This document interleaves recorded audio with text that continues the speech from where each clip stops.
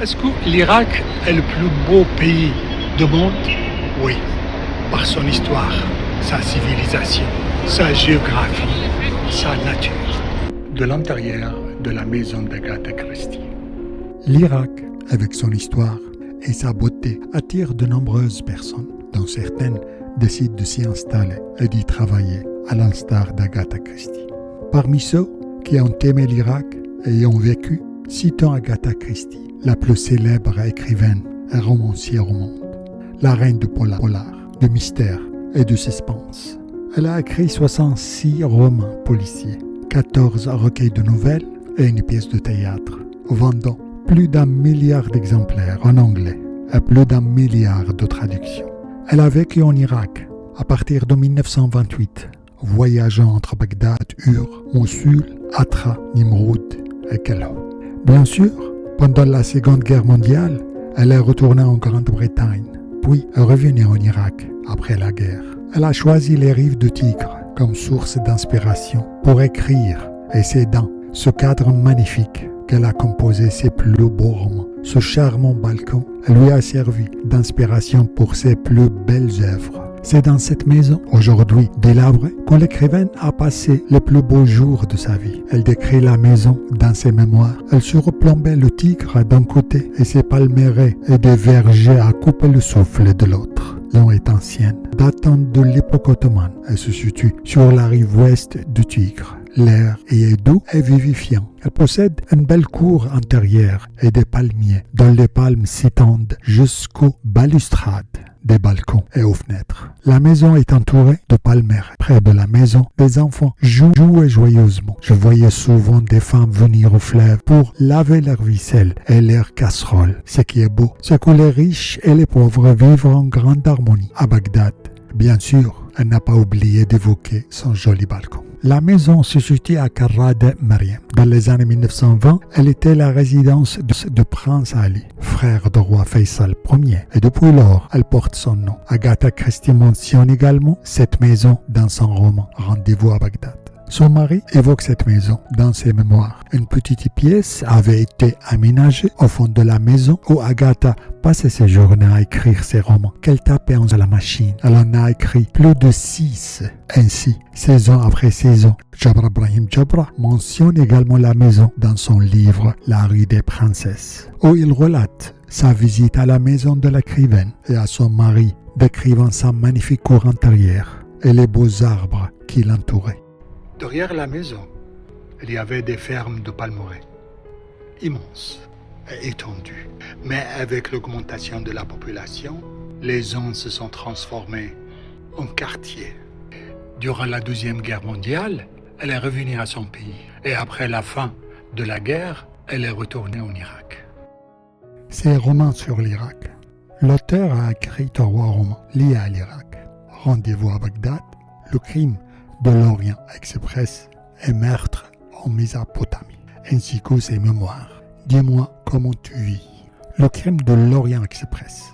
À cette époque, l'Orient Express était un projet international d'envergure, reliant l'Irak à l'Europe. Agatha Christie voyageait à bord de ce train d'Europe à Bagdad. C'est dans ce train qu'elle a eu l'idée de ce roman, qui relate un crime commis à bord et conduit le célèbre détective belge Hercule Poirot à résoudre l'énigme.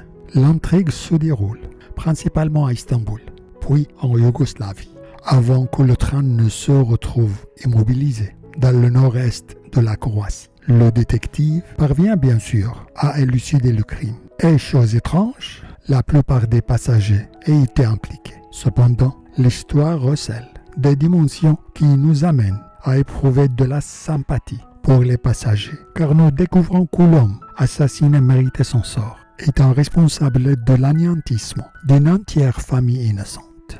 Son roman a été adapté en plusieurs films et séries télévisées captivants. Meurtre en Mésopotamie, un roman de vengeance. Il est rare d'entendre parler d'un écrivain écrivant un roman pour se venger de quelqu'un, du moins pas moralement. Pourtant, Agatha Christie a écrit son roman Meurtre en Mésopotamie pour se venger de ceux qui avaient provoqué son renvoi de sites archéologiques d'Ur. renvoi du site et malgré ses appels répétés, elle n'a pas pu y retourner. Elle a écrit alors ce roman qui relate l'histoire d'un crime dont la victime est l'épouse du chef de l'équipe de fouilles archéologiques, Catherine Willy. Dès le début du roman, les ruines étant pourvoi, elle apparaît confie à l'inspecteur Poirot avoir reçu des lettres de menaces. Après son meurtre, l'inspecteur Poirot enquête sur l'affaire, tandis que les événements s'y déroulent sur le site de fouilles. Il explore les détails du crime jusqu'à découvrir le coupable, son mari. Rendez-vous à Bagdad. Le seul roman se déroulant presque entièrement à Bagdad. Il offre une description saisissante de la ville au début des années 1950, de ses marchés, de ses rues et de ses hôtels, bien que les événements soient fictifs. Le roman raconte l'histoire d'une femme qui se rend à Bagdad à la recherche de son amant, déjà arrivé dans la vieille ville. Elle découvre que l'hôtel où elle séjourne est dangereux. Un inconnu meurt dans sa chambre, lui murmurant un message secret avant de mourir. Ce message concerne un complot international visant à saboter une importante conférence sur la Seconde Guerre mondiale qui se tient à Bagdad et à laquelle les dirigeants de la Grande-Bretagne, des États-Unis et même Staline s'apprêtaient à assister. Elle collabore avec les services de sécurité pour déjouer le complot. Le roman se termine bien. Elle parvient à identifier les coupables et retrouve son amant, Edward. Dis-moi comment tu vis.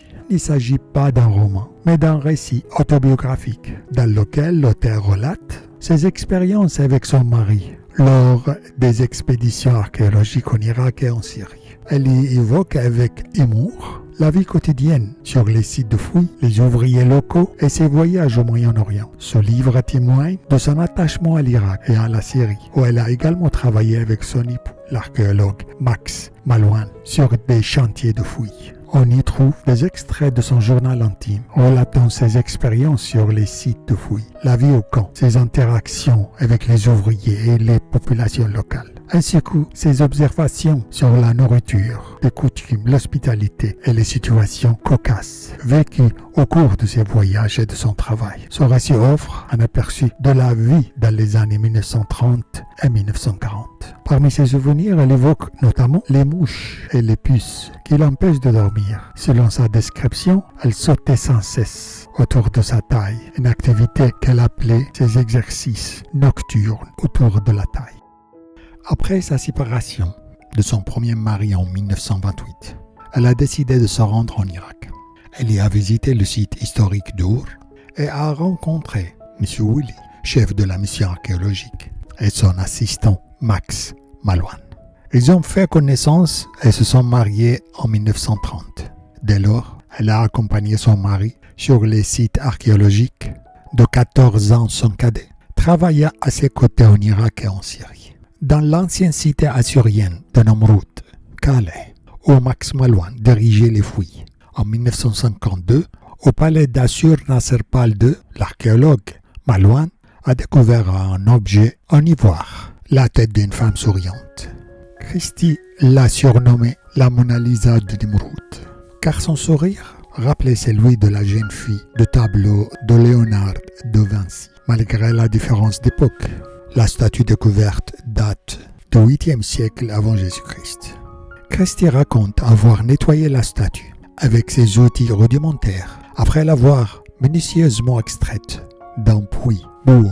En effet, on croirait qu'elle sourit elle-même. Après des millénaires, la dame de Nimroud se dresse devant nous, sa statue d'ivoire rayonnant d'une beauté aussi exquise que les plus magnifiques tableaux de l'univers. À cette époque, le travail de Christie dans le site consistait à cataloguer, photographier, nettoyer et étiqueter les vestiges archéologiques.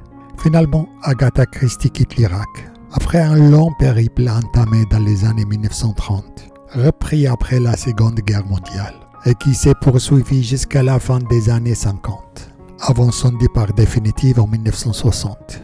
Il est à noter que son amour pour l'Irak est resté intact, même après son départ. Elle évoque d'ailleurs dans son autobiographie son attachement à cette région lointaine du monde. Leonard Willy, c'est l'archéologue qui a travaillé dans le site de Ur de 1922 à 1934. Il y a découvert le cimetière royal. C'est lui qui a découvert les 3 lyres. Et ce cimetière enterré beaucoup de secrets et de trésors. Agatha Christie a quitté l'Irak durant la Deuxième Guerre mondiale pour rejoindre son pays. Elle est partie en 1934 et elle est revenue après la fin de la guerre en 1947 pour travailler avec son mari dans le domaine de l'archéologie à Ninive. Et l'Irak continue à attirer les voyageurs, les écrivains et les chercheurs par la richesse de son histoire, de son passé et de la beauté de sa diversité.